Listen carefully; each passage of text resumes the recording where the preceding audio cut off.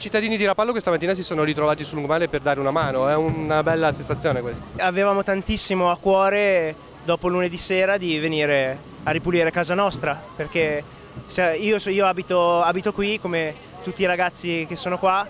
Quella sera che cosa hai visto? Uscito da lavoro sono venuto alle 11 qua in passeggiata, ero dall'Hotel Italia e veramente una scena apocalittica con le onde che sbattevano le barche sugli scogli come fossero coriandoli. E quindi diciamo, oggi che è il mio giorno libero da lavoro, come faccio tutte le settimane, è bello pulire casa per tenerla, perché vivere in un posto bello è più bello, e allora sono venuto. Sei anche con gli amici, ci sono tanti ragazzi qua oggi. Ci siamo organizzati in 4-5, ma ne sto vedendo tanti, siamo venuti proprio in tanti oggi.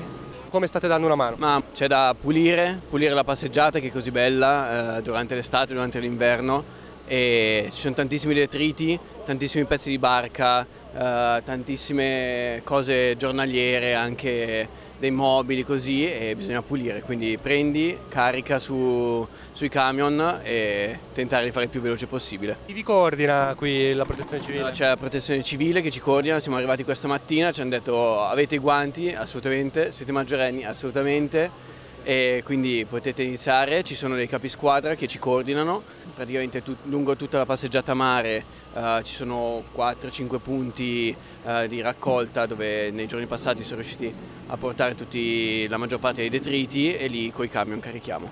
Rapallo vuole ripartire da qui? Vogliamo ripartire. Cosa possiamo fare? Scendere in campo e pulire, togliere legno, c'è di tutto. C'è veramente di tutto, ci stiamo dando tutti da fare, noi come protezione civile, vigili del fuoco, la polizia e specialmente noi cittadini, giovani e non.